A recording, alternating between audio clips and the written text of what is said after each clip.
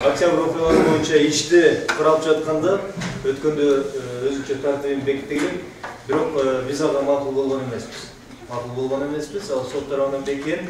Эмнеге анткени октябрь окуялары боюнча азыркы 105 томдун ичинде жабырлануучу катары мамлекеттик бийлик болуп калды.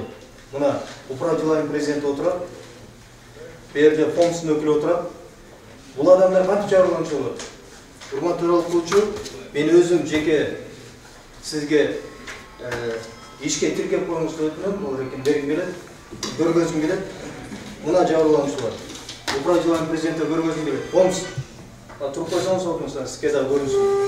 Мына жабырлануучу мол адамдар. Мынакей мол адамдар. Бул управдылайым силер эмес. Мына мол адамдар.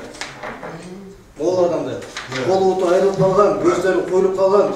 Мына мол адамдар. Урматтуу окуучу, мына ушулар жабырлануучулар. Артыңызга келди. Октябрь окуясы боюнча чыныгы жабыралып, ок жеп, бутол үзүлүп кеткен мына жабыркагандар ушулар, силер эмес. Эгерде биз жабырлануучу катары мамлекеттик бийликтин өкүлдөрүн, управдылайым, ФОМС, прокуратура, ГКНБ, мына могу жерде жазылган 9-я служба ГКНБ, мэрия, МЧС, аппарат жогорку кеңеши дейт, госкадровая служба, министерство экономики ушуларды сурай турган болсок, биз таптакыр октябрь окуясын жокко чыгарабыз. Эгерде, урматтуу окуучу, сиздин төрагалыңыздын алдында мен атаган мамлекеттик мекемелердин жетекчилерин алып келип, чынында ушулар жабыркаган деп, анын ичинде ОСО Илбирс, Имаратстрой, электрические станции, Vega Operating Company, Демир Кыргыз International Bank, жана Бабановдун АКБ банкын алып келип, мына биз жабыркаганбыз, толугу менен 373 миллион сом төлөп беришиңер керек дей турган болсоңор, эч соту жок эле алып барып камап коюлган.